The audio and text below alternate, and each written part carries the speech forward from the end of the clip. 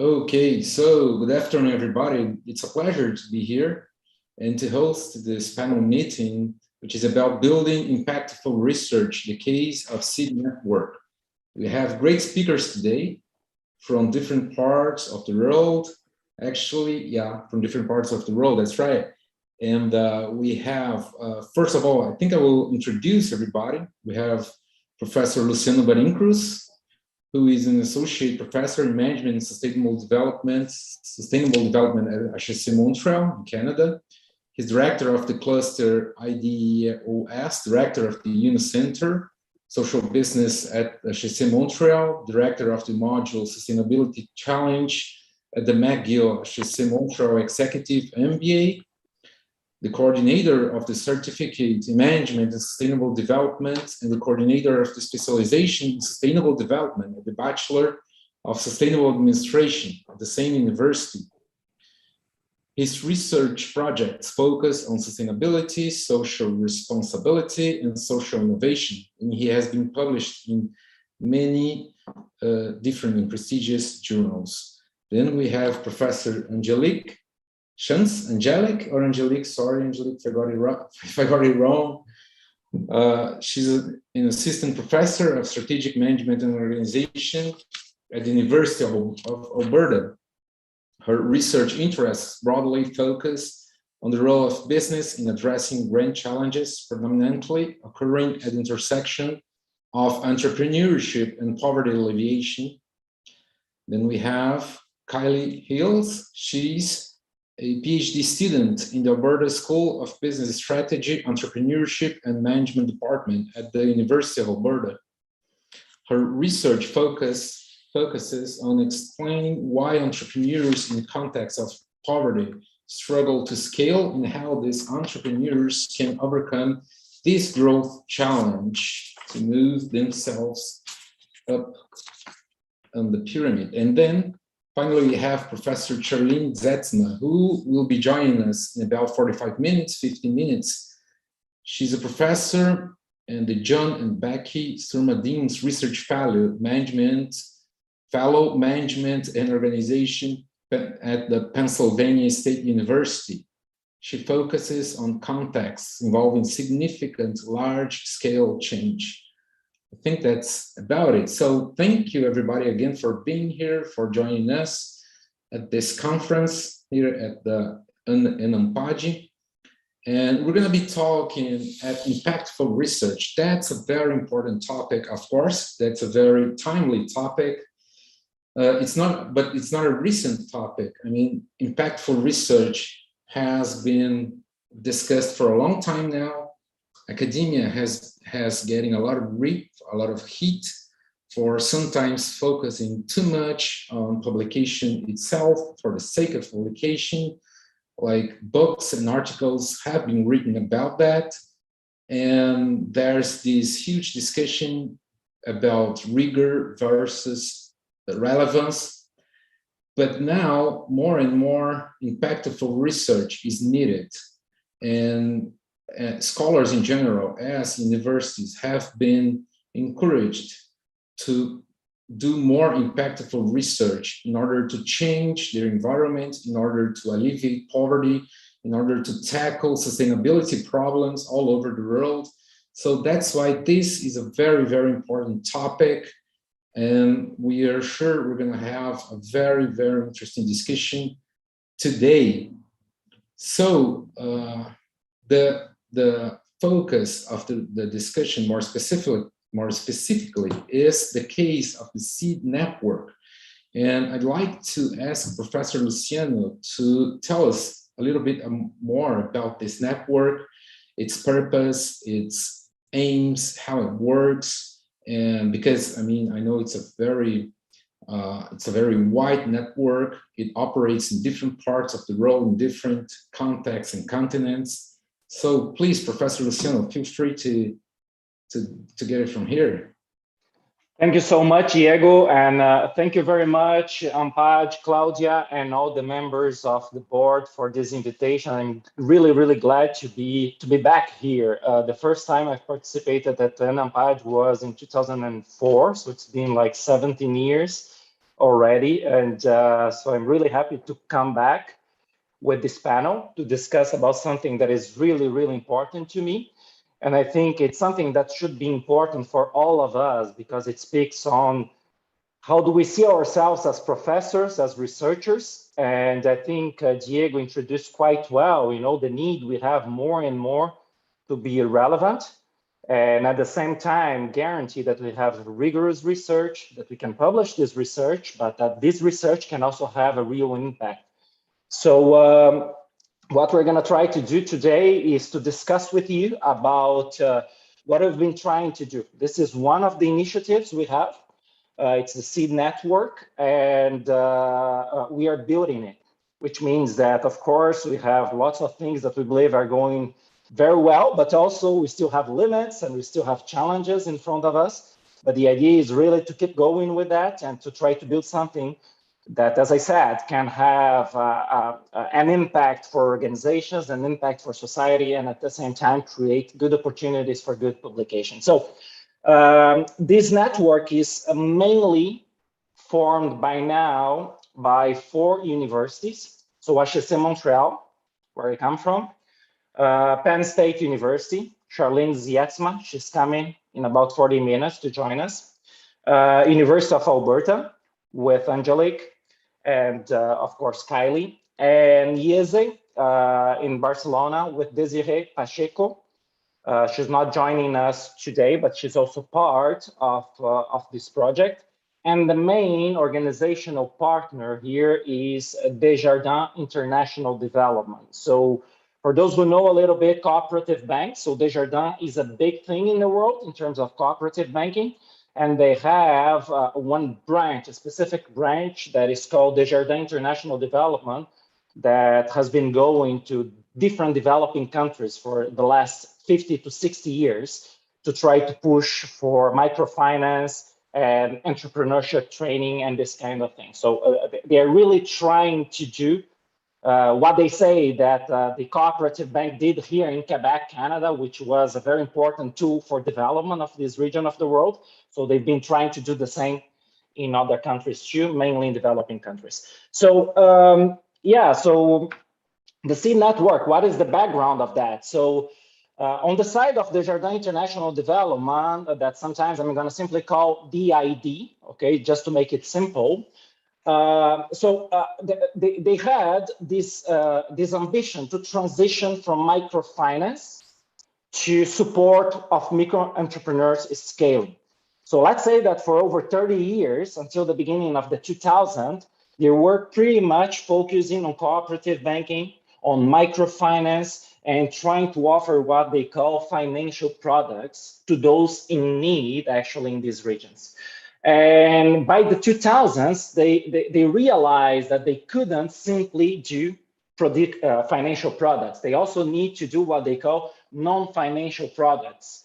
And the non-financial products actually is what comes together with microfinance or traditional microfinance, or all the training that you need to provide to those who receive microfinance if we want to increase the chances of success of their businesses. It's still more important because we're talking about the developing countries here, and we are really talking about very micro entrepreneurs. So we know by literature that they need support. And so in many of those regions, they couldn't find other forms of support. And so Desjardins International Development, they said, listen, we need to do something about it, and we need to start to offer also this kind of support. So on the one hand, we had this, and they also had this ambition, and it's becoming more and more clear as we work with them, that they wanted to go or to transition from a culture of outputs to a culture of impact or outcomes, if you prefer. So to explain myself is that usually international development, we receive those big grants from development agencies. And of course, we have some indicators that we need to fill out, that we need to show our performance around those indicators. And most of the time, those indicators are really connected to what we could call outputs. So the number of people I trained, the number of sessions I provided, number of coaching coaches I had on the ground to do the job. So really connected to what I delivered, but not much about evaluating if what I delivered was really having the impact they would like to have. So I can train women or female entrepreneurs, as we're going to show for you in Tunisia. This is what we're doing because I want them to get more empowered. We want them to get more resilient. We want them to have more growth aspiration in their business. Okay, but if I just evaluate the output, the number of women trained, okay, I can suppose that maybe I'm having this outcome as a result. But if I do not measure that properly, so I'm not sure about the impact I'm really having with this kind of output and this kind of training. So they really wanted, and they want more and more to transition from this culture of outputs to a culture of outcomes and impact. So this is on the side of the organization. And on our side, so we have a history in the team here of research on institutional change, formal and informal institutions. So we have some of the professors who are here, considering Charlene that is coming very soon. So they are very top scholars in the world around this topic on how to change institutions. At the same time, we have this history of research on social impact and the importance of impact and social impact. And as I mentioned from the beginning, we had this ambition of developing, at the same time, a research that has high theoretical and methodological value and impact, but also it can be useful by organizations and can be useful for society at large. So it's we know it's a very big ambition, but this is what mobilizes us in the way we try to build this partnership. And so this is more or less the background. So based on that, we're able to work together to get some grants from the Canadian government, to get some grants from international donors. And so we were able to start this network. So some of the challenges that they wanted to tackle from the beginning. So first thing, when we talk about international development, and here we are really in the context of international development, first, we see that results of international development projects, usually they are limited to the period of the intervention. So this is one of the limits and critiques that international development programs and projects they usually receive, is the fact that, yes, we go there, we do what I have to do, we declare our outputs, but then when they go out, what lasts? So to which extent the impact will last, to which extent local players, local actors, they're going to be able to keep doing the work. So then, as I already mentioned, the focus on outputs and little on mid and long-term outcomes. And we also see that there is this challenge about having little best practice and knowledge exchange from one country to the other. So even at Desjardins International Development, they've been trying to build something around that, in order to exchange when they have an experience in one country, if they can apply this knowledge to another country. But it's a big challenge. And why is that important? Because it avoids us to eventually have a kind of mistake in one country and eventually doing the same mistake in another country. Or at the same time, it impedes us to have some good results in one and eventually translating or transferring these good results to the other country. So all of that together, more their objectives that I mentioned to you previously, and our objectives as a research team, led us to build this seed network. So what is the meaning of seed network? Scaling entrepreneurship for economic development. And it makes seed, which in English, it's going to make a semente in Portuguese, right? So it's this idea, that's something that we can put there and it's going to grow, right? It's going to become autonomous. And basically, what we've been doing is that, yes, we start with that research team and Desjardins International Development. And Desjardins International Development get funding from different international development agencies in different countries. And when they get these contracts, we become one of the operators of some of the projects or part of the project they have. And then we work with local promoters in order to make them develop the capabilities they need to deliver the program that they need to deliver. And at the same time, we usually collect data around what they are doing in order to have some recommendations and also to develop our research. So we've been doing that in three main, let's say, steps or three main dimensions. As you can see here, we have one. The first one is understanding enterprise scaling in different entrepreneurial ecosystems. And for this one, what we do is to map entrepreneurial ecosystems. We developed a way to do a gap analysis. And I'm going to show you in a few minutes in the example of Haiti, how we did that in Haiti. We have a second one, which is pretty much about influencing change on entrepreneurs' mindset and behavior to facilitate their chances of scaling. And for this one, we pretty much use field experiments. And you're going to see with the example I'm going to show you, Angelique and Kylie, they're going to show us one in Sri Lanka and the other one in Tunisia, how we've been conducting those field experiments. And finally, to create a knowledge transfer program. So as I said, to be able, yes, to deliver the program, but at the same time, to be sure that the local promoter, the partner in the country, can take the training we develop with them and can scale this training. We'll not just do that once, but we'll be able to eventually keep using this training, keep using this kind of support with multiple entrepreneurs. So it's pretty much that, the idea of the seed network. And up until now, we were able, in the last 3 years, to develop those 3 projects.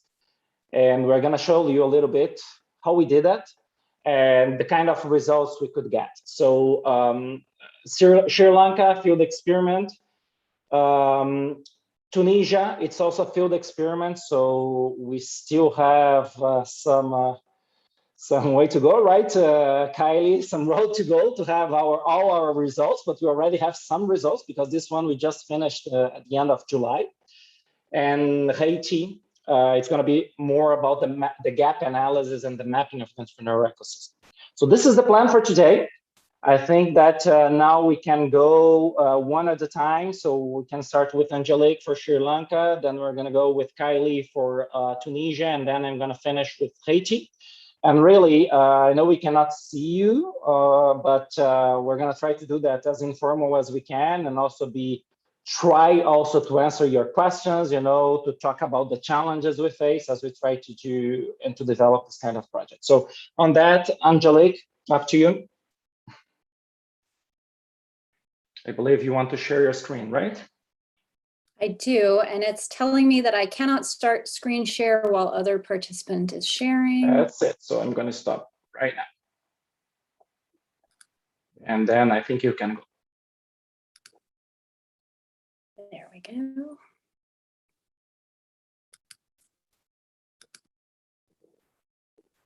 Okay, can you see my screen now? Yes. Yes, okay, great. Okay, well, thank you so much for the opportunity to be here and to share some work with you and to have a great dialogue and answer questions. I'm presenting, I should start by saying I'm presenting on behalf of my co-authors and colleagues on this project, Charlene, who you'll meet soon, Jeff Kistruck, and Luciano, who you've just heard from. I'm going to be talking in this project about agency framing and the micro foundations of institutions. So as Luciano's alluded to, this project is a field experiment, but also coupled with a lot of qualitative data collection as well that seeks to test theory as well as practical insights on the effectiveness of reflexive agency framing versus habitual agency framing. I know that's a lot of jargon. I'm going to unpack what that means. Okay.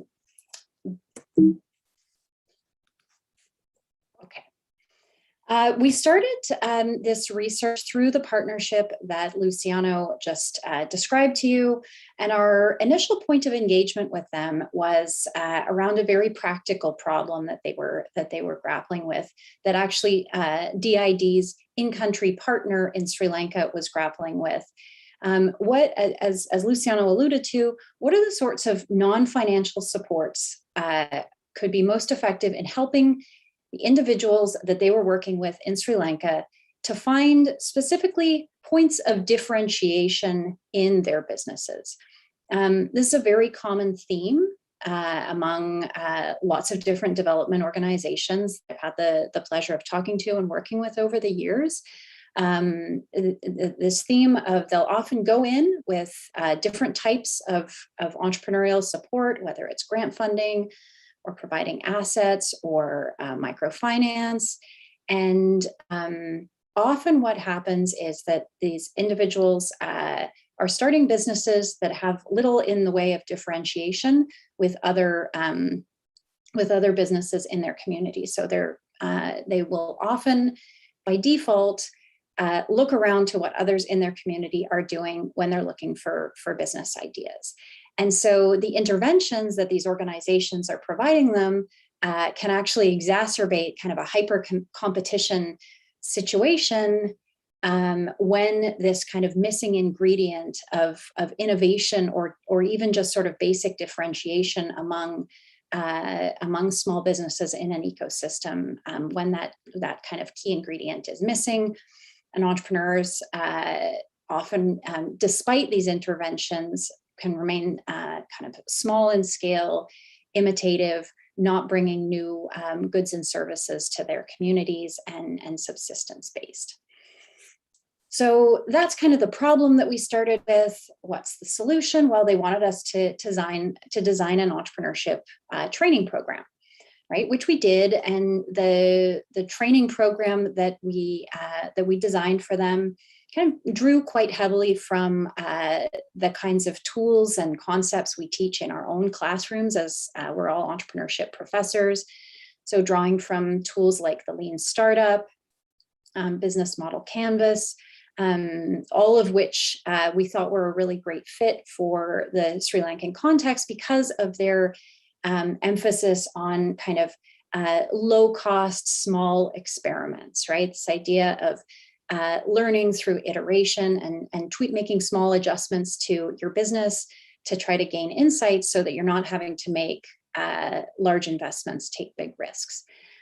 And of course, there is a growing literature around entrepreneurship, education and training in the broader management literature.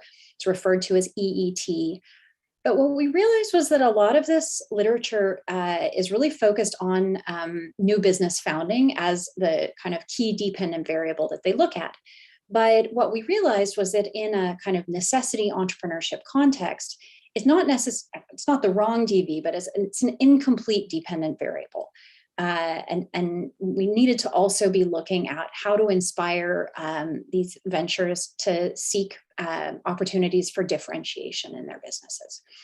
The other gap that we started to identify in the EET literature was that they're really focused on skills training, as you would imagine, but teaching the skill of, ideation and innovation, differentiation, when the status quo in an environment is actually imitation, this requires us to start to think about this new skill as also needing to change social norms and legitimize new behaviors or practices. And so we kind of got to this aha moment where we realized that our training couldn't just be about training entrepreneurship skills. It had to also be about changing social norms, right? But of course, we all know changing social norms is a very, very big challenge. And that can particularly be the case in context of resource scarcity, where alternative templates for behaviors might be scarce, where any deviations, even small deviations from social norms, can carry social penalties, extreme social penalties in some cases. And so for change at the broader kind of social norms level to occur, a practice or a behavior that's considered new or novel or unusual has to somehow become socially acceptable. So it's not just enough to train the behavior, it has to involve legitimizing the behavior. And so this research really takes as a starting point the idea that individuals' cognitive schemas or frames can be changed through a reframing process of kind of when they look at a new behavior, is this a legitimate thing that I might want to try? What I mean by reframing is making certain aspects of a perceived reality more salient in order to promote a particular interpretation of that scenario. And of course, there are different reframing strategies that we know from the literature. But one of the things we started to think about is that when we teach, we often implicitly reframe or frame behaviors that we're trying to teach in a way that implies that a new behavior is more attractive than the status quo. I'm teaching you this because if you do it this way, it's going to be better for you. And this implies that those that we're teaching employ kind of a conscious choice that towards this better way that we're trying to teach, and that they change their behavior for really sort of pragmatic reasons. And in this research, we're calling this approach to framing reflexive agency, okay? Because it assumes this kind of rational choice approach to the world. But of course, this begs the question, are people always rational? And we know that that people are not always rational. And so if not, is there a better way of teaching new behaviors?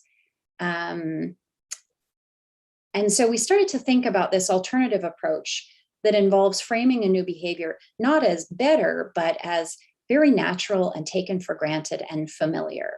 And we call this alternative approach, which we're going to be experimentally testing, habitual agency framing. And this is a framing approach that's driven not by conscious choice, but through analogy, right? By analogizing a behavior in one domain to another, to a similar behavior in another domain that's already appropriate and legitimate. And this makes the new behavior seem familiar and attractive and legitimate as well. And we weren't sure which of these two framing strategies, habitual versus reflexive framing strategies, would be more appropriate in this context. And so in this field experiment, we tested competing hypotheses. When attempting to promote a new behavior, either habitual or reflexive agency framing will lead to a higher frequency of our dependent variable of interest, which in this case was micro-experimentation. We're using micro-experimentation as our outcome variable because we weren't encouraging people to do big, crazy things, but rather just small experiments with their businesses that reflected kind of new ideas. And we have a mediation hypothesis. The degree of change in frame or the perceived attractiveness of the behavior will mediate the relationship between these two conditions and our dependent variable. Okay, so I'm using, reflexive and habitual agency framing, and those are kind of big words. So I want to talk a little bit about how we operationalize these two experimental conditions in the field. So the reflexive agency condition, the basic message was the content was identical in the two conditions. It was a basic entrepreneurship training program, took place over 8 weeks. But of course, we had these two different versions of it. The only thing that changed was the kind of sense-making examples that we were using to illustrate the concepts. That was what changed. So in the reflexive agency condition, the basic messaging was around these two quite successful Sri Lankan entrepreneurs, one female, one male, both kind of started with these humble beginnings and became quite successful by using, we drew attention to the examples of where they used kind of micro-experimentation to grow their businesses. Okay, so that was the reflexive agency condition.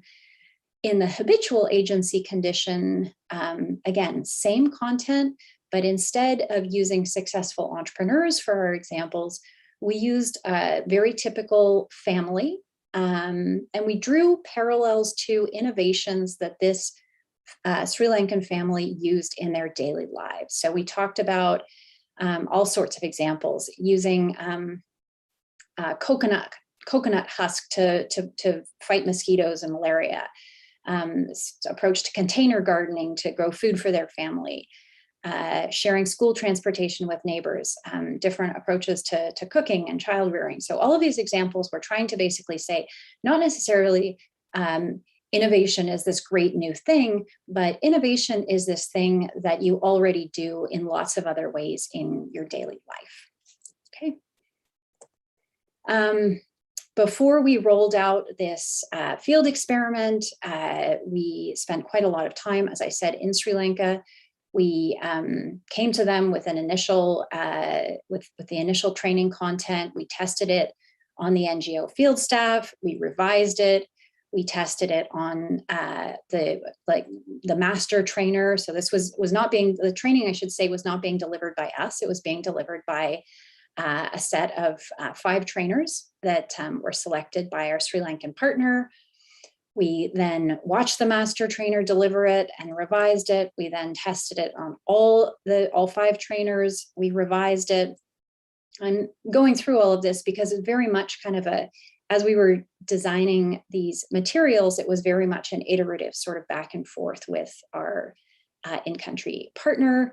One of the things that was really interesting about this process was that there was some backlash by the trainers around the habitual framing condition. They were saying to us, why are you using these dumb examples around mosquito, husk burning for mosquito repellent?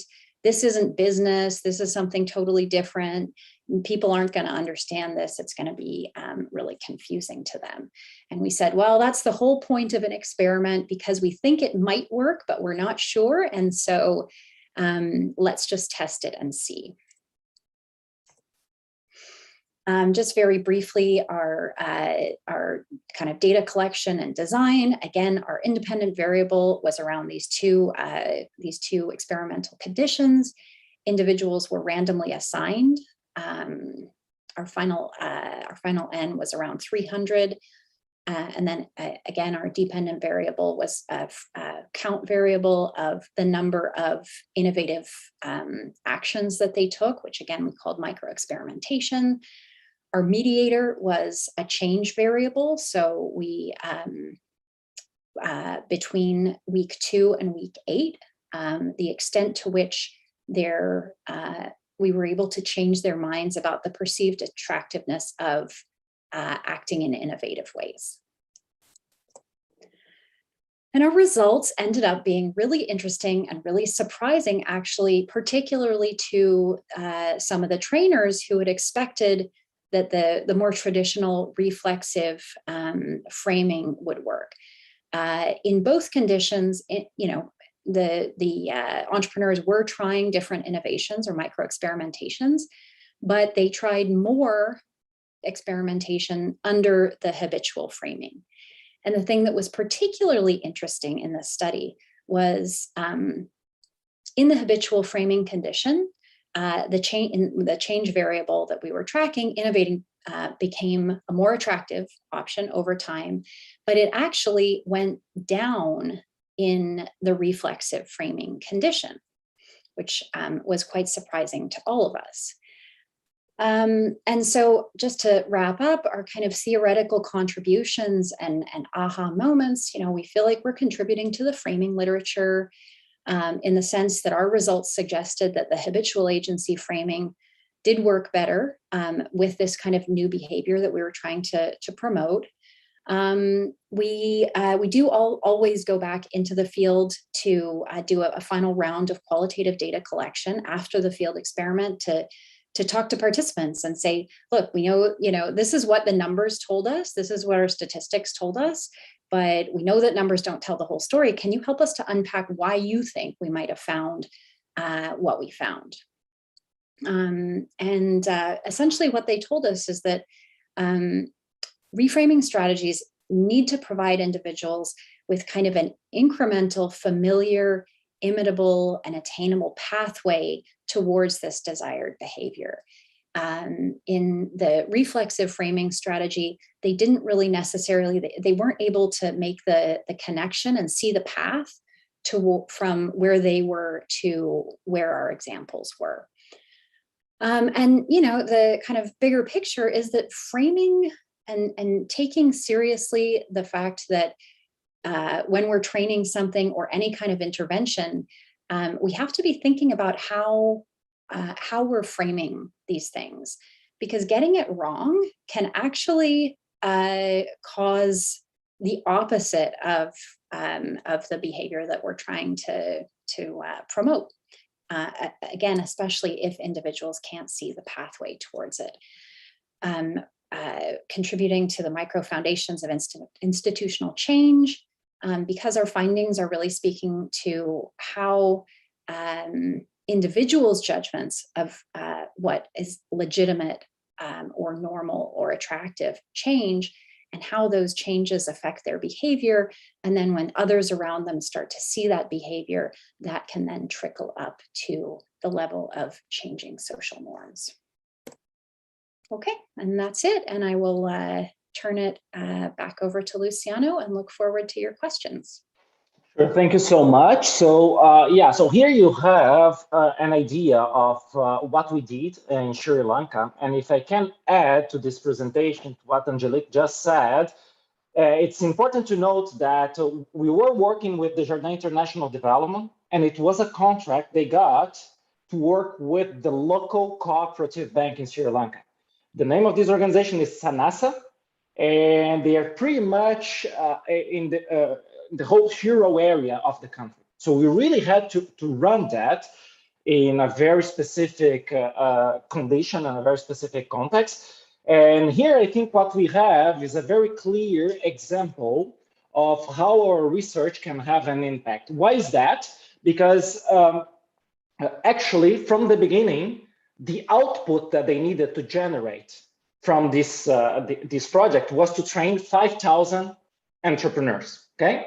And when we were talking to them and talking to the local trainers of entrepreneurship, they were always telling us that it's been 20 years that we've been teaching here entrepreneurship through the reflective style, which means that it's always about showing the Bill Gates of Sri Lanka and how successful he is, or just to tell that you can also reach this point. And when we arrived, we said, okay, this is one way to do that. But if we're talking about changing mindsets, if this is the impact you want to have, because they wanted to go beyond just delivering the training, they wanted to have impact in the mid and long term, because they wanted those entrepreneurs to become more innovative. So we said, there are other ways to train them too. So probably instead of taking all your financial resources now and investing in a training and in the delivery of a training for 5,000 entrepreneurs, just on one type of training, instead of doing that, let's test it first. Let's see which one has better chances of success according to the kind of impact you want to have, and then you scale. And this is exactly what we did. And as Angelique said, they were really, really surprised at the end. We had a tough time in the beginning to convince them to teach under the habitual training style. They didn't want to do that.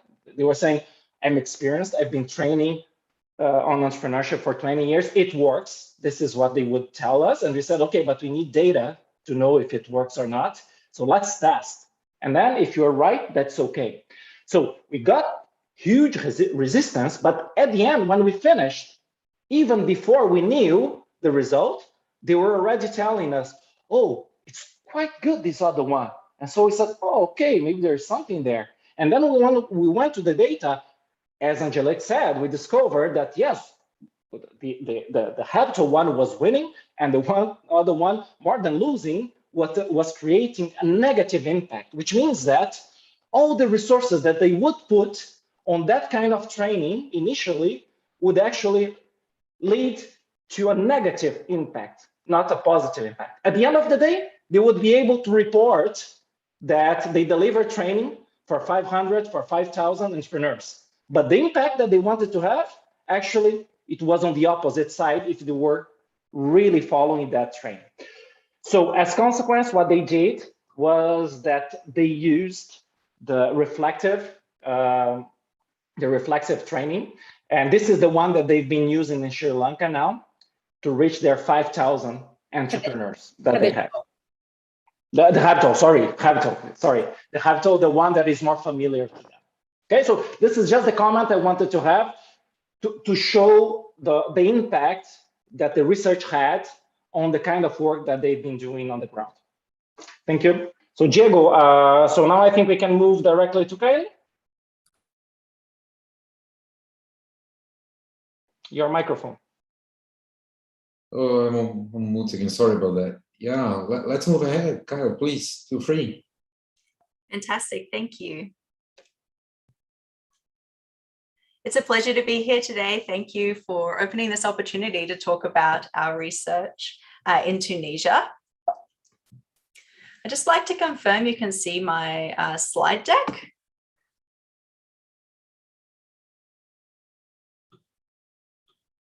Yes, fantastic. Thanks, Luciano. So I'll be talking about our ongoing work in Tunisia, and we were working with women entrepreneurs to address challenges they were having with growing their businesses. And this desire to focus on growth was driven by Desjardins and their in-country partner. And the great thing is it's also got a theoretical angle as well. Our past theory for explaining why entrepreneurial ventures in context of poverty often fail to grow has really focused on the economic reasons. But emerging research is really foregrounding the institutional forces that affect venture growth. This is particularly critical in context of poverty, where we have institutional voids, so the absence of or presence of weak formal institutions. And then also for women entrepreneurs, where research indicates that perhaps the formal interventions actually have really limited effect. We began this research as we did in Sri Lanka, the team did in Sri Lanka, with exploratory qualitative research. So this consisted of a collection of interviews with people across the entrepreneurial ecosystem. We really wanted to get a sense of, from the different perspectives in country, what the challenges were they saw that women entrepreneurs were facing regarding their growth. So we spoke to intermediaries, such as representatives from the World Bank. We spoke, of course, working closely with our country partner and Desjardins, both C-suite and field officers, to get a sense of what do they see these challenges to be. We got to speak to a wide variety of entrepreneurs, women entrepreneurs at different stages of their venture development, as well as different industries, different life stages, different sizes in terms of employees, to really get a sense of those challenges. And then we also engaged, as Angelique expanded in terms of the Sri Lanka project, with entrepreneurial trainers, those who work with entrepreneurs on an ongoing basis to help move them along in terms of different aspects of their business and their knowledge base. This exploratory qualitative research really yielded some incredibly interesting tensions about why women entrepreneurs may be struggling to grow. And what came to light in this was that women entrepreneurs in Tunisia have distinct spheres of their world in terms of their civic life and then their business life. And these different spheres are guided by what we call institutional logics. So guideposts for how they should behave, what is appropriate, and how they organize their lives.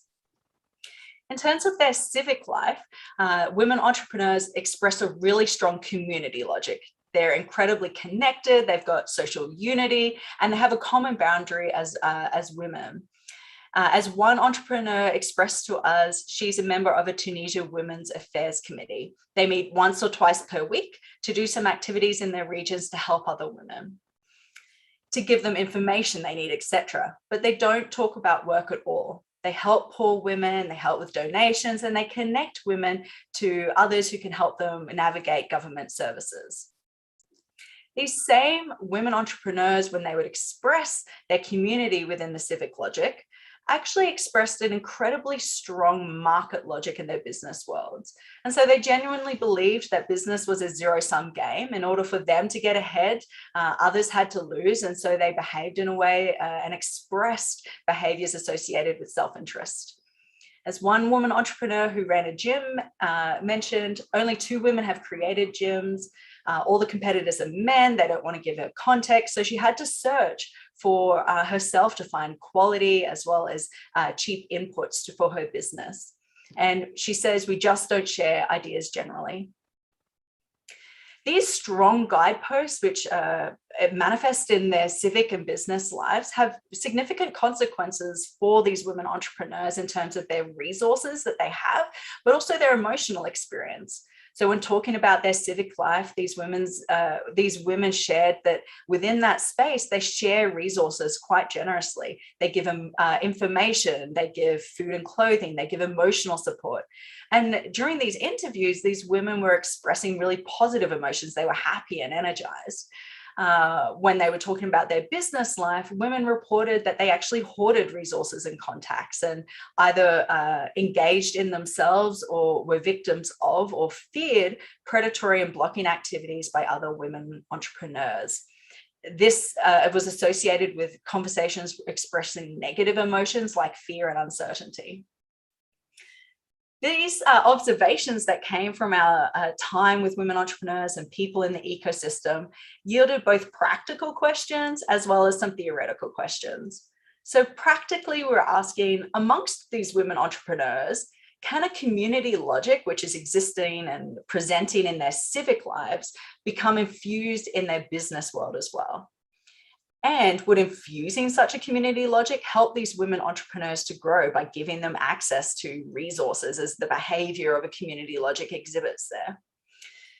Theoretically, we had 3 research questions that emerged from this qualitative research. Firstly, we were interested in a main effect, which looks at the differential effects of community and market logics on entrepreneurial growth.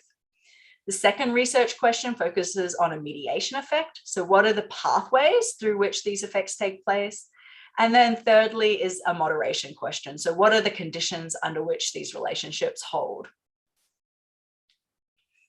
This began a journey, again, back into the literature, iterating between what we saw in our qualitative findings, as well as what the literature says around logics and how they're activated, how they're made accessible. And a series or a collection of variables of interest came to the foreground. So we started to really look at how, theoretically, how emotions plays a role in logics. What's the relationship between an individual's cognitive flexibility and institutional logics leading to growth outcomes?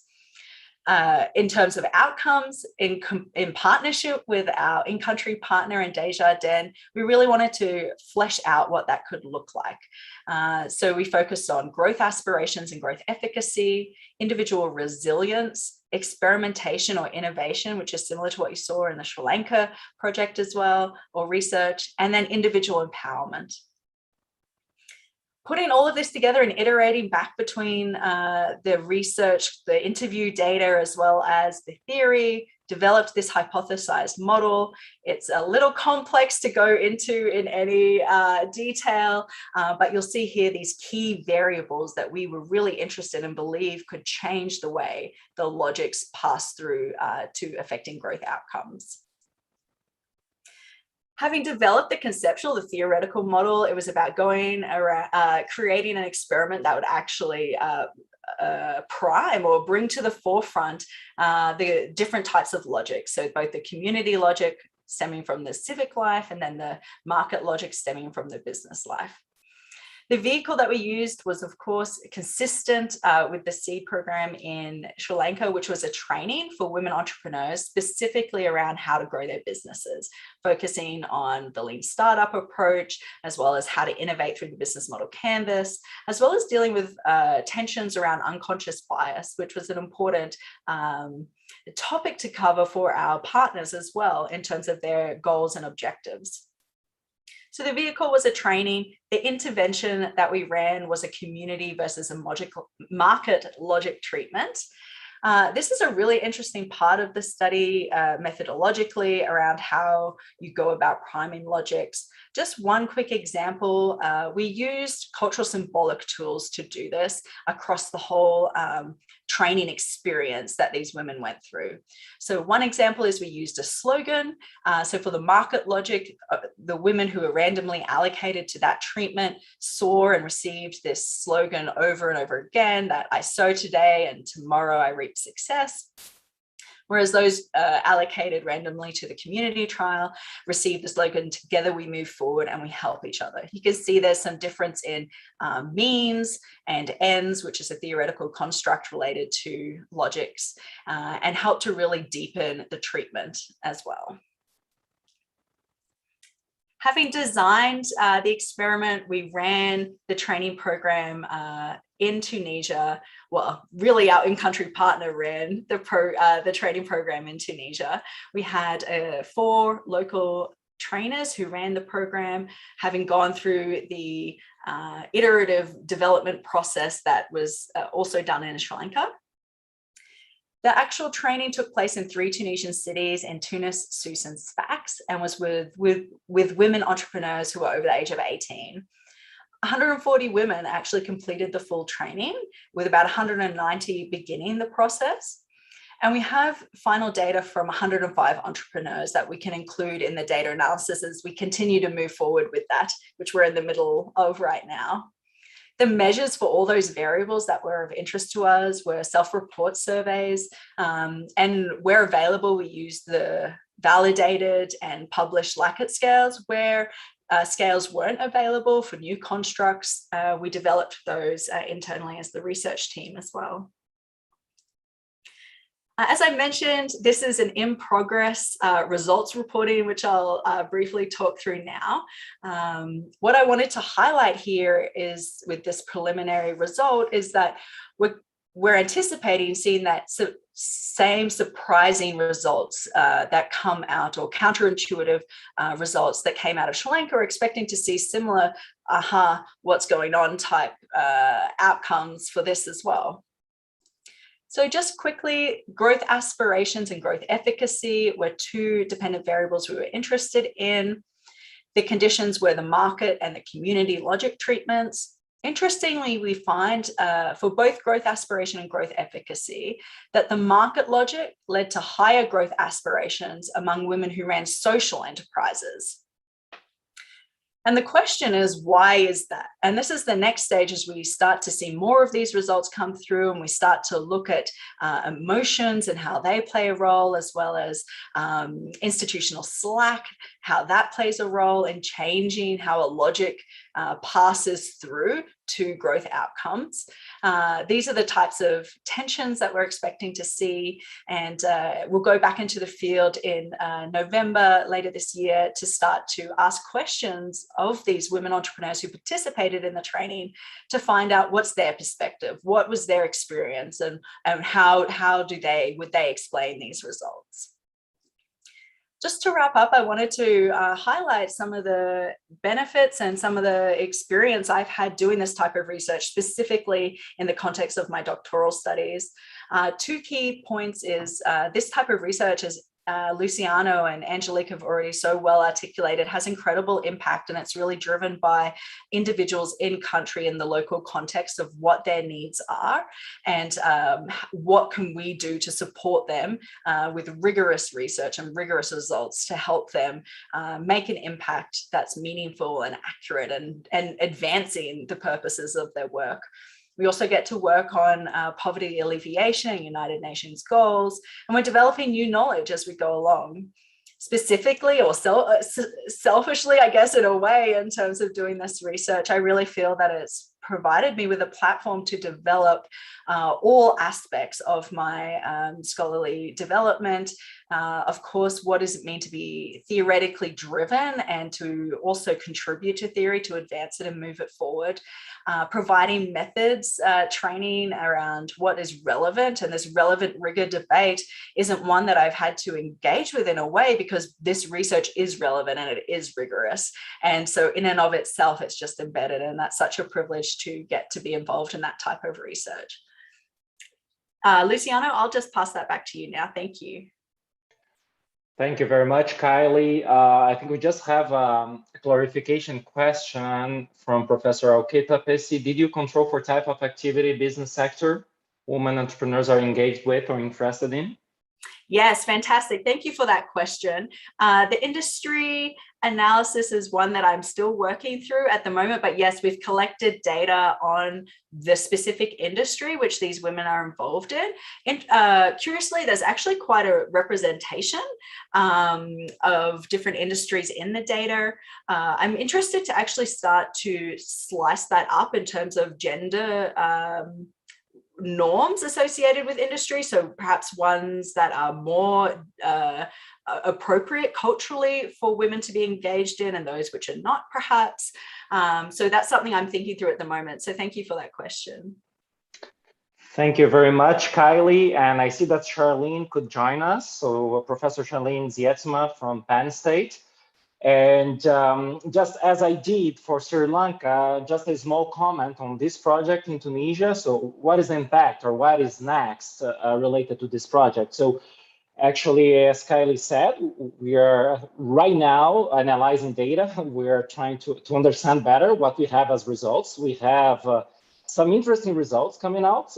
There's one that Kylie just presented to you, but we have others that we still need to be very solid about. And actually in 3 weeks from now, so actually Kylie, she's going to be there in Tunisia because we're going to have, this project was financed by Global Affairs Canada, which is the International Development Agency in Canada. And they financed it through the Jardin International Development. And so we're going to have the ambassador of Canada in Tunisia, who is coming at the local partner to celebrate that they could deliver this training program to women. And so Kylie, she's going to be there. We're going to present the first results we got. And they are already negotiating the next step, the scaling step for Tunisia, which will probably also consider other countries of the same region. So this kind of, just to give you an idea of what comes next. And it's always in this idea that it's not that we do a research, then we're not in contact with them anymore. No, we deliver our results, we are with them, we keep working with them. So we're kind of part of the team that they put together actually to deliver what they need to deliver. So Diego, I don't know if you have anything to mention before I go to Haiti. No, please go ahead. I think you have very interesting comments about the development of the seed network on Haiti. So go ahead. Okay, perfect. So the last country that we did up until now and that we wanted to present to you is Haiti. This one was a little bit different. So as I explained to you in the very beginning, so we've been doing, yes, those field experiments with qualitative interviews together with that. And this is pretty much on how we change behavior, how we change mindsets of those entrepreneurs.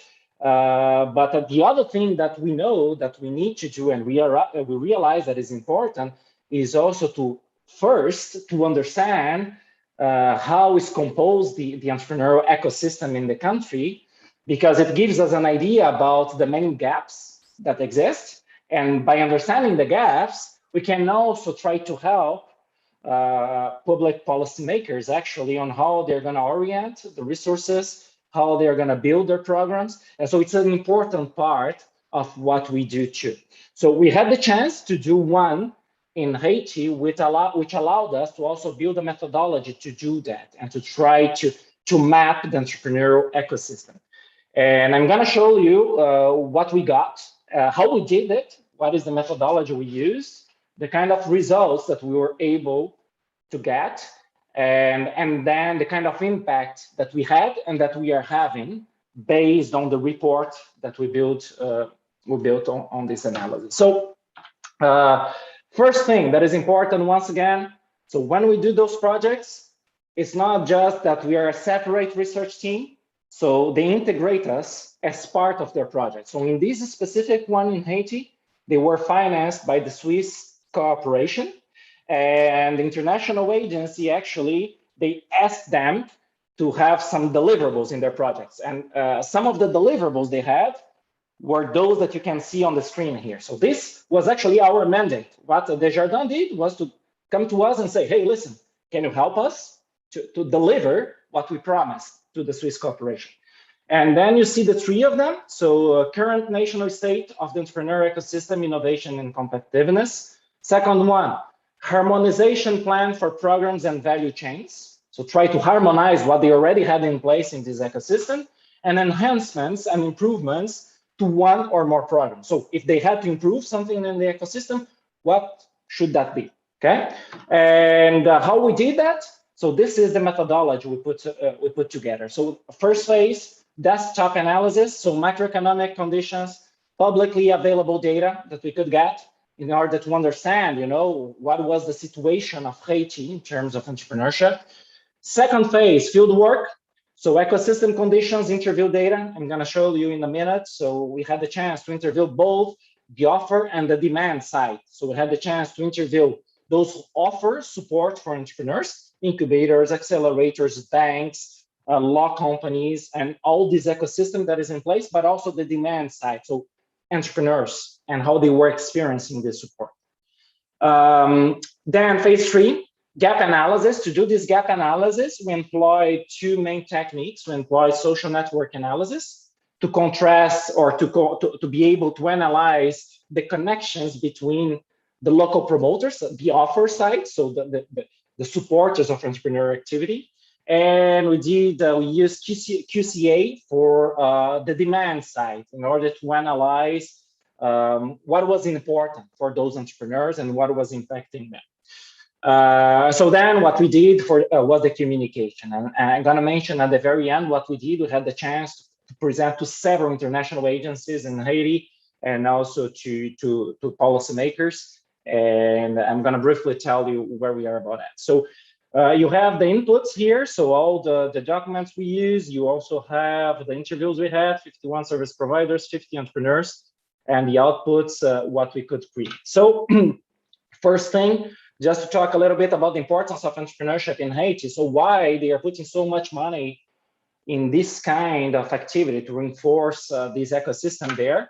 So first thing, probably we know that Haiti is one of the poorest countries in the world. And here you have the GDP annual growth. You can see from 2015 to 2019, if we consider all the political, all the climate and the extreme things that situations that they need to experience and live, we can just imagine, how hard things are in this country actually to develop an economic activity. Here you have the GDP per capita of some countries in the region. So you can also see that they rank very low. And here is just a sample of those major political and environmental events that they had to face just in the last decade. Okay, but we know very well that the situation they live now is actually the consequence of 200 years actually that they've been experiencing, trying to develop something better there. So this is kind of the macroeconomic situation in Haiti. And we believe that it helps us to show that, yes, entrepreneurship is important, because if we put together this information I just gave you with what you see right now, which is the employment by sector, you see that most of the employment in this country is related to agriculture and is related to informal activity, which means that almost 90% of what they do is not really related to a big company that will create jobs and employ people. So really, they need to try to find a way to develop their own economic activity and to survive. And so entrepreneurship becomes a very important tool for them in order to do that. So yes, it's important. But then the question is, what does it mean, a health ecosystem for entrepreneurship? So we needed to define that. And what we defined based on the experience we've been having here in Canada was that, okay, if we want to understand what is a health entrepreneurial ecosystem, we need first to understand what are the phases that are important in this ecosystem for us. And then we put together what we call the entrepreneurial development pathway. It's not our creation. Actually, we are putting together several pieces that we can see in literature, in which we consider that the entrepreneurship pathway needs to consider four main stages. So we have ideation, we have prototype experimentation, we have launching, sorry, it's in French, and we have scaling. So actually ideation is already when I just have an idea. Do I have any support to put together this idea in a kind of a specific frame, in a plan? Do I have any support to help me to come from what I have in mind to something that starts to become more concrete? Then prototyping and experimentation. Is there any kind of support in the ecosystem actually to help me to not simply invest all my money in my idea, but before I do that I test in a minimum viable product, that I experiment a little bit? Is there any structure in place to minimize the risk that this entrepreneur needs to face? And by testing it, he or she can learn and eventually improve. And then launching, okay, once I am in business, when I start to sell something, is there any support there? Because we also know quite well that when we start to do that, so it's a very hard moment in the entrepreneurial life. So what's the kind of support that is in place? And then finally, the scaling. And in the scaling part is, yes, once I have established something, once I know which business model I'm going to use, so is that scalable? How can I scale that? Is there any support in place for that? And what you see here are different activities that we selected based on literature that are important in each one of those phases. And concretely, what we did was that we were asking all those service providers, the 51 that we interviewed, to answer about their service offer on these different areas here, and also to which extent they were connected or not to each other, okay? If they were just covering one or two of those areas, they were specializing in some areas, and if so, if they were connecting to others that were covering the other phases of this process. So this was kind of the general, let's say, frame that we used in order to do our analysis and our data collection. And the kind of findings we could get. So the first one that is interesting is a funding gap. So we found, by analyzing everything that was in place on the government level, all the programs that they have available for entrepreneurship, we found a very interesting gap there. So what you see here is our four phases. You remember ideation, prototype, launching, and scaling. And what you see here is the amount of money that they've been putting in the last years in programs to support entrepreneurship. And as you can quite clearly see, is that most of the money, most of the governmental resources, actually they are going to support the launching and the scaling phase. There is nothing to support the prototype and experimentation phase. I was really not surprised, because most of the time we do not put enough money here in this phase, because we just want to consider how many enterprises were created, but not necessarily to have them to test on a small scale. And we have some going on at the ideation phase. Okay, so this piece of information was already very important, because for international development funders, it was giving them an idea on, okay, if I don't want to simply replicate what the government is already doing, where are the zones in which I could try to invest and put resources on projects? So this is the first one. Then the other thing we did was a service providers gap. We did that at the national and the regional level. At the national level, we create this system. Quite simple one with green, yellow, and red. It's a traffic light system, right? In which we were trying to pinpoint for them where were the zones in which they were doing good and where were the zones in which they had some work to do. And here you have some of the indicators we did to do that, okay? So without, entering too much into details, I could go there, if there are questions on that. But what you could see here is that when we take just the coverage, the number of supporters, the entrepreneur support, organizations, incubators, accelerators, banks, and everything that are there, you can see that we have green all around for all phases, okay? So they are there. We have already actors that are there to support. However, the problem comes when I start to see the number of actors that are there, the saturation of actors, and the saturation of potential activities, which means that maybe I have 1 or 2 in each phase, which, okay, I'm covering that phase. But if I want to have a health entrepreneurial ecosystem, I need to have several actors that are there to support. So then I can increase the number of entrepreneurs that will receive this support. And what you can see is that the only one that is doing more or less is ideation in terms of the number or the coverage, the saturation of actors providing support, and in terms of the saturation of activities provided. In general, what we saw is that the launching and the scaling phase, they were really, really not well covered in terms of saturation, okay?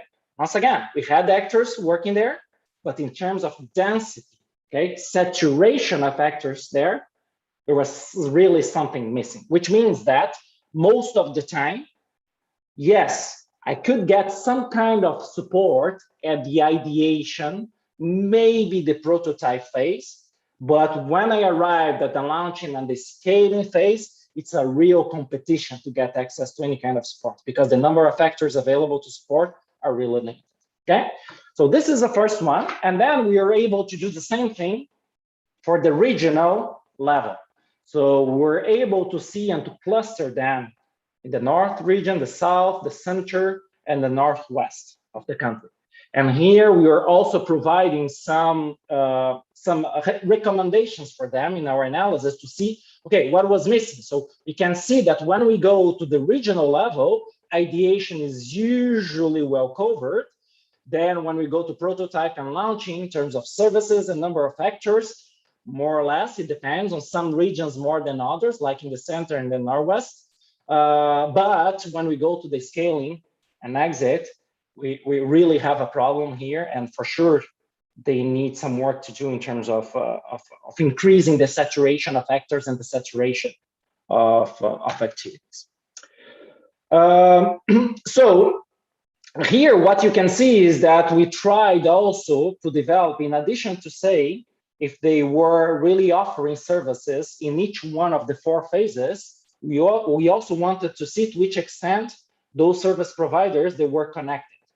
So I'm sure it would take me like several minutes to explain to you all the details we have here, but just to make it simple, what we were doing is that we created a typology from premium, bricolage, niche, free rider, and island that was actually showing to which extent an actor, a service provider, was offering all services necessary in the 4 areas, ideation, prototype, launching, and scaling. And if not, to which extent the service provider was connected to other service providers that were able to complete the offer. In other words, what we wanted to see here is to which extent an entrepreneur that starts being supported in the ideation phase, if this service provider is not able to keep supporting the entrepreneur through the experimentation or the launching or the scaling phase, to which extent the service provider can refer the entrepreneur to another service provider, to which extent they collaborate, to which extent we do not simply do our jobs and then it's up to the entrepreneur to go along. We try to connect those service providers, okay? And so we were able to show them how those different types of service providers, they were divided in the country. And you see that mainly nationally, we had lots of what we call niche service providers, those who would focus just on 1 or 2 areas. And we have also several that were more bricolage. So those who were offering almost everything that was able, they were not able to provide a full range of services, but almost every area of services that they need, okay? And then, so this was for the network analysis. Then for the QCA, so yes, it seems complicated, so I'm gonna try to simplify. So for the QCA, we were trying to go from the offer to the demand side. So the QCA is pretty much based on the data about entrepreneurs. And what we could find if I really summarize what we can find, so we have two things that I would say that are quite important. First thing, we found that entrepreneurs who felt that they were supported, that they received some kind of support in their journey, were those who had positive financial performance in a period of 12 months, okay? So financial performance or short-term financial performance was really, to a certain extent, connected to this perception that they were receiving support. But what was surprising for us was that at the same time, we also found that those who are really well supported through all phases were becoming less innovative, okay?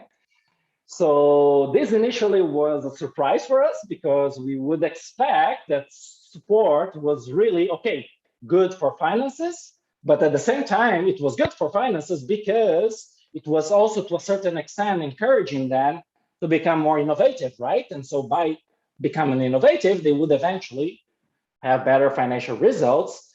But what we found was that no, those who were really very well supported over the different phases were having less innovative or worse results in terms of innovation. And so, of course, we've tried to explain that. And for us, one of the things that is probably the answer for that is the fact that sometimes they become too used to be supported, or the kind of support that they are receiving is not the kind of support that make them become autonomous and do things by themselves. So they were just really waiting to see what is next, who is going to come next to support me, who's going to come next to help me with something else. And this means that, yes, in the short term, in the way the ecosystem is working, yes, it can generate some positive financial results by supporting them. But probably in the mid and long term, if I want this ecosystem, if I want those entrepreneurs to keep alive, to keep existing, probably I need to change something in the ecosystem so that the support is not just, to give them what they need to do, but also to encourage them to become autonomous and to become more innovative. So if I really try to summarize everything, so it's kind of that. And then it leads us to this almost final slide in which what you see is, you can imagine that it was not very easy to explain all those analyses for all the policymakers, right, and the managers, so we tried to simplify. So what we did was that we tried to put in this matrix here, as you can see, in this table, you see the 4 phases: ideation, prototype, launching, and scaling. And you see the different types of gaps that we found in the ecosystem. And we try to position those gaps according to the area. So as you saw, our first recommendation was related to the gap of funding efforts that are required more in ideation prototype. Then gap in services at the national level is pretty much more services offering, more service providers, increased saturation, nationally speaking, at the launching phase. Then gap in services at the regional level is to increase saturation, but not just at the launching, but some regions also needed saturation of services and service providers at the prototyping level. Then we took that typology that we created, and we also had some recommendations on that. So some types of service providers that we would encourage them to select and to work with to improve their capabilities, okay? So instead of focusing on everyone, if they develop a program for service providers, focusing on some of them that have higher potential to be better connected and to provide the kind of support that entrepreneurs they need. And finally, in terms of gap in the entrepreneurial pathway, we had ensured the perception of available support. So we saw that, yes, we need to make sure that they have the perception that if they need support, they're going to need support. They're going to have access to support. And these, of course, if we increase saturation, it increases our chances of having this kind of perception. And the other thing we saw is that probably we need more training and more support in the prototyping and experimentation phase, something that would lead them to develop this innovative mindset. Something like what we did similar to what we did in Sri Lanka that Angelique presented. So probably we need something here in Haiti too. So here is just to summarize, you remember that we had those 3 mandates that were associated what Desjardins needed to deliver to the Swiss corporation. And here you have all the recommendations that I just presented to you as a response to each one of those mandates. So what is next? So next thing that we are doing now is that we had the chance to present to a bunch of international agencies this report. This report was public for them and also for people at the Haitian government. And based on that, we are right now in negotiation with the Inter-American Development Bank because they want to work with Desjardins in a project to reinforce capabilities of entrepreneurs, but also service providers. And actually the basis of the project is on how to tackle the gaps that we found in this gap analysis here in this mapping. So we are taking, for instance, the niche actors, as we recommend here, the free rider actors. So we're trying to work with them. We're going to select them to participate in the program. We're trying to tackle everything that is related to prototype and innovation. You see, so it's really the basis in order to orient future policies and programs that could be developed in the country. So based on that, I think I finished, Diego, with the presentation for Haiti. I think we are open to questions, and I know we talked a lot. Sorry for that, but we had lots of information that we wanted to share. So yeah. It was very interesting. Thank you, Luciano. Thank you, Professor Angelique as well, and Kylie. It's great to have such household names here with us that know so much about this topic and who have been this great experience with the SEED network, which has been doing so much in these different countries. I'd also like to welcome Professor Charlene. It's great to have you here too. And Professor Claudia, who has been with us since the beginning of the session. Professor Claudia is our business school dean here at Unisinos. And yes, now we can move on to the Q&A session. Please, Claire is helping us with the questions. She can cut and paste all the questions from from YouTube and put them here so we can answer them. And everybody feel free to put your questions either in English or in Portuguese. I can translate the questions written in Portuguese into English, no problem. People, Andrea is saying, great panel, congratulations. We have a bit of delay on YouTube for the questions. Okay, Claire, no problem. I'll paste it here as soon as we have another question. Everybody feel free to post your questions. Well, I'll start with one question then. So, Luciano, your presentation about all the actions taken in Haiti was really interesting. So I was wondering about the institutional context, because Haiti has been hit by drastic natural disasters and like a political breakdown, violence, like it's been crazy there, you know. It's been really difficult. And so I wonder, how is it working with entrepreneurship in such a context? I mean, because I believe there in Haiti, what you really have is an institutional void. Maybe I'm wrong, but that's how I see it. I mean, you don't have sometimes basic services running and being offered to people. And how, if you could elaborate a little bit on that. Sure, Diego, thank you for the question. Yes, it's a disaster. So I can only speak from the point of view of the data we had and the experience we had with local partners. So you add to that COVID, and the people who worked with us, on the ground, you know, it was a challenge for them, all right, to get access to those entrepreneurs.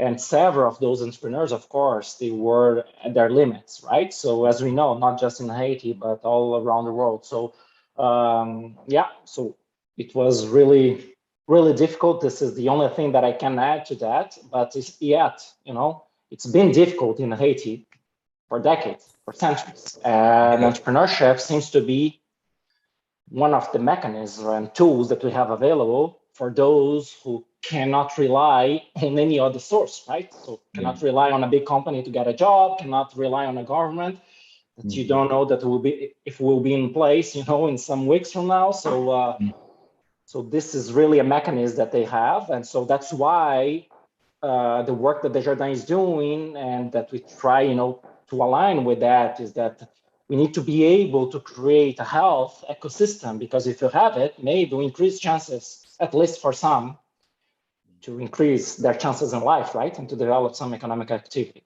So, yeah. Okay, yeah, your answer leads me to another question. Which are the challenges of doing research in such contexts? Beyond logistics issues, because that's an issue, of course. So I don't know, maybe Professor Charlene, Angelique, or Kylie would like to answer that, because I think it's pretty challenging, right? I'll jump in because I haven't pulled my load yet. But certainly there are a number of different challenges. I'll speak to COVID has just thrown a bunch of curveballs at us. So in Tunisia, we've had to work through our local partners exclusively and without having a feel for being on the ground. And of course, you have to try to build up those trusting relationships with partners. And it's not as easy to do that when you're not in person. Certainly, it's something we've worked really hard at.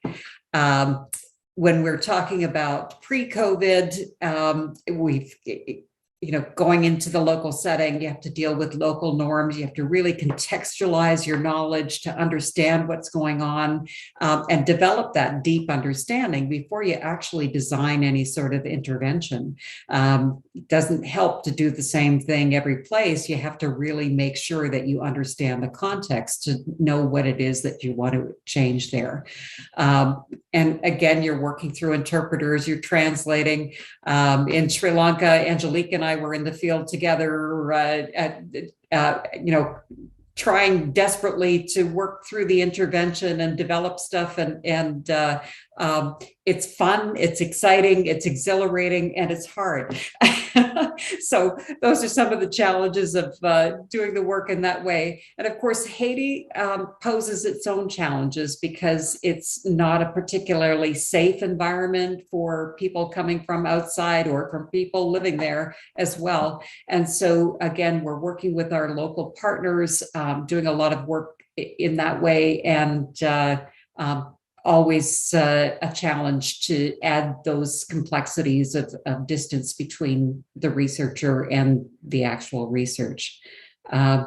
Anybody else want to jump in here?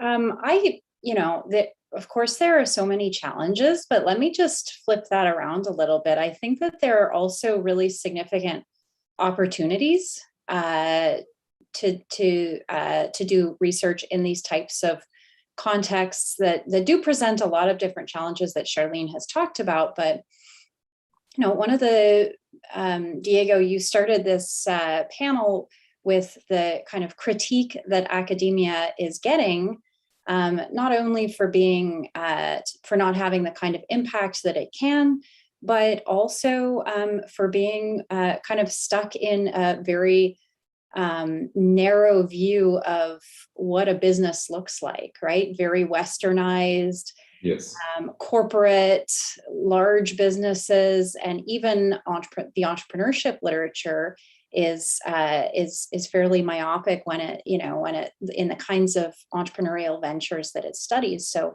I would say that in addition to those challenges, there are also incredible opportunities to not only be making a practical impact, like hopefully, we've been talking about and our examples have illustrated, but also really interesting and important gaps in our theoretical knowledge of what businesses are and what they look like and the purposes that they serve and what drives them.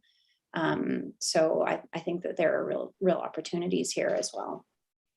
Yeah, and if I can add to that, so there are some stuff that we've learned, I would say, with those experiences. And if I can mention 2 or 3, so I would say that one of the things that we realize is that it's one thing when you say, I want to do a research on your organization, and I want to do a research with your organization. And this is the transition that we've been doing. So, and we try to do that in a very, how do we operationalize that? They have their contracts.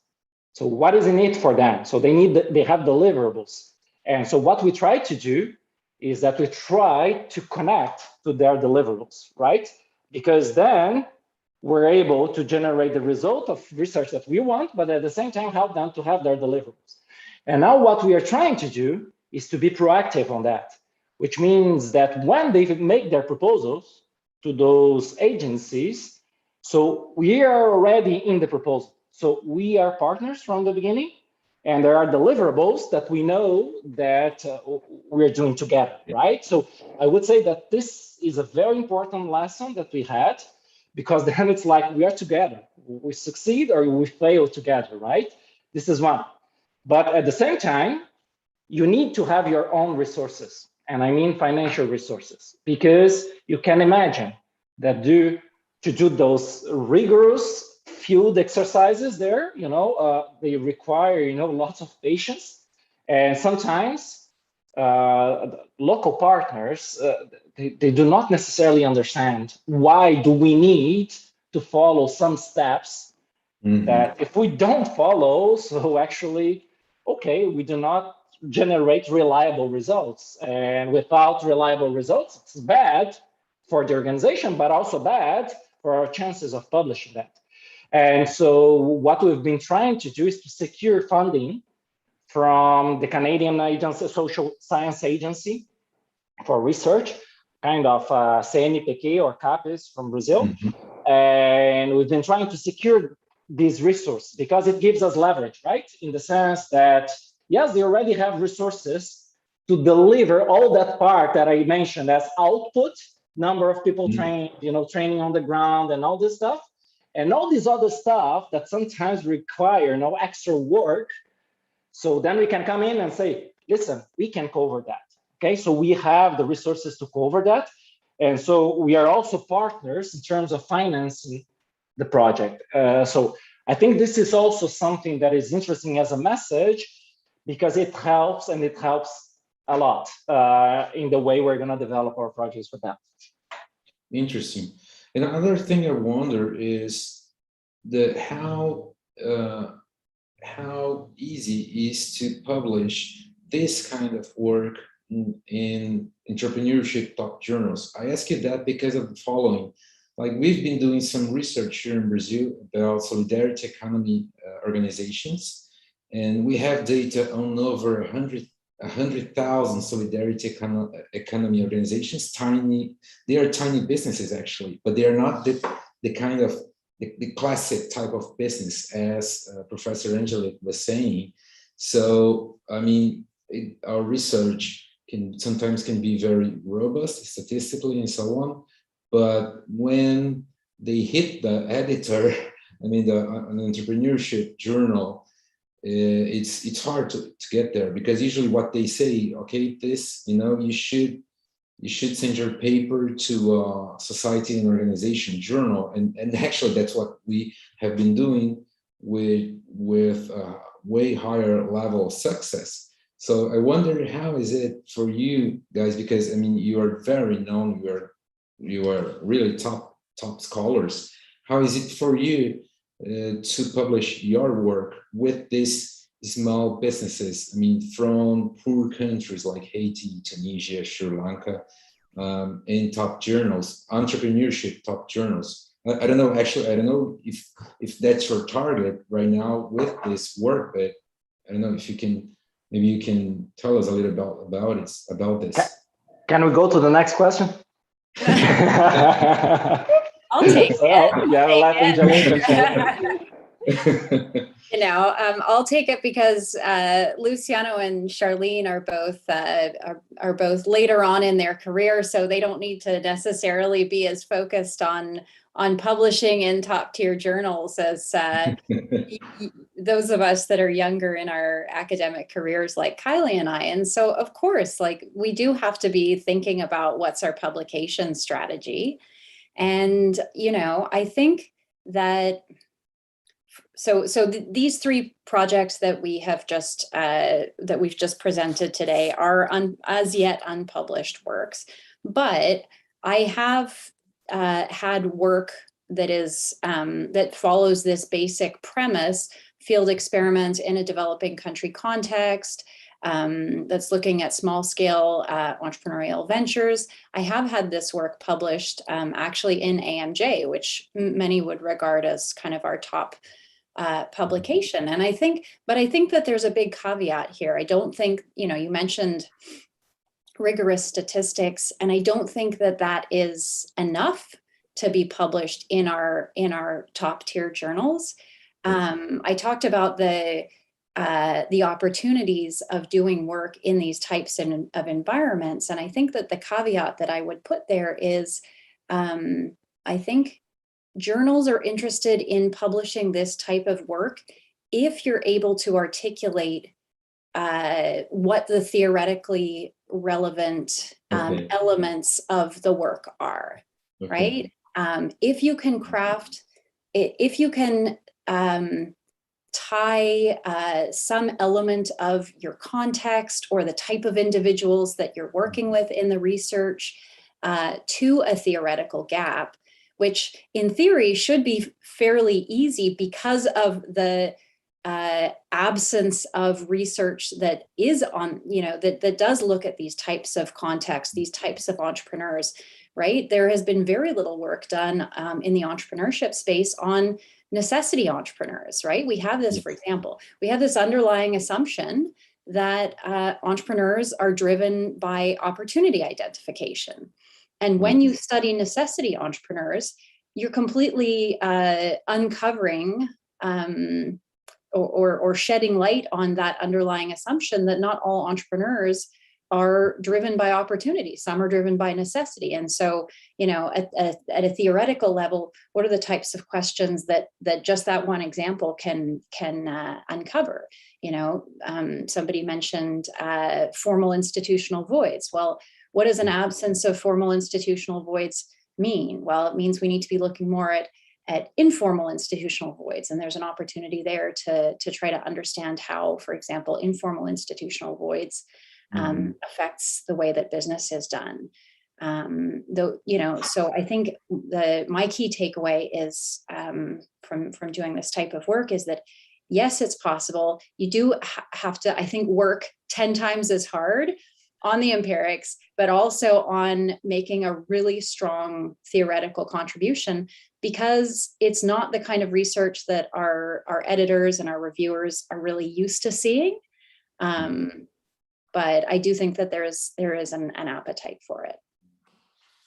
You mentioned something that is very interesting. I mean, necessity entrepreneurs have been overlooked thoroughly throughout like the last, I don't know, 100 years maybe. And I think that's because, I mean, it's believed they don't bring the same economic impact of opportunity entrepreneurs and so on. This has been studied and has been kind of proved. But the thing is, millions and millions of people live out of necessity entrepreneurship. I mean, out of their small shops and formal businesses and so on. So I totally agree that that's really, really needed. But at the same time, I agree that we have to articulate the case around a very sound theoretical gap.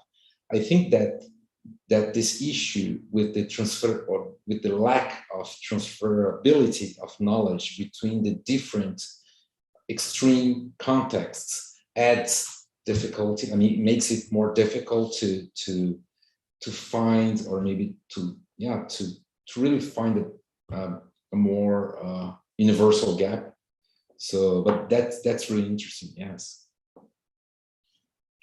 Okay. Well, I think folks are kind of shy, and we are heading towards towards 6 o'clock here in Brazil. We're almost there. I don't know if someone would like to make a question, please feel free. While this, I'd like again to thank you, Professor Angelique, Professor Luciano, Professor Charlene, Kylie, and Claudia for being here this afternoon. It's a really great honor to have you here and to be able to talk to you about this topic, which is really interesting. Alketa posted a question. It's great to see institutional research articulating both theory and societal impact, especially considering the tough competition with economics. Oh yes, that's true. Claudia, thank you kindly sharing with us the case of Seed Network, a remarkable initiative. Thank you also, Diego, for warming up our debate. Oh yes, so thank you, really. Thank you very much, and I hope to see you again soon. Thank you very much, Diego. Obrigado a todos, obrigado, Cláudia, a todo mundo. Muito obrigado pelo convite. Espero que vocês tenham gostado. Yes, thank you, Luciano. And I'd just like to make a small correction. Professor Luciano is full professor at the HEC Montréal. And I got it there wrong before. Sorry, Luciano. And maybe you all would like to make your final comments or put out your final thoughts about our discussion. Feel free. I'm going to jump in and say, you know, I'm toward the end of my career, and this is the most fun, most interesting kind of work ever to do. It really feels like you're actually doing something that matters, that is, you know, helping to make the world a better place, we hope, in some small way, and, you know, cooperating with others and learning about other contexts and understanding different things from different contexts. So I've really enjoyed it, and I strongly encourage others to be thinking about this as well, to think about, can they do this kind of work? Nice. The final comment that I'll just make, I don't think we have any representatives from, you know, we've been talking about this partnership through the Seed Network with Desjardins, and I just want to say that doing this type of work, I think having a strong organizational partner where there's mutual trust and mutual respect is really like the most important element, and it's something that we haven't really touched on as much, but you know, I think I just want to say that it's been amazing to have the opportunity to work with an organizational partner like Desjardins, which who you know, they've just been so incredibly supportive and eager to learn with us, and so I just want to give a shout out to doing work generally with organizational partners, but specifically our organizational partner here through Seed, Desjardins, has been really an amazing opportunity. Nice.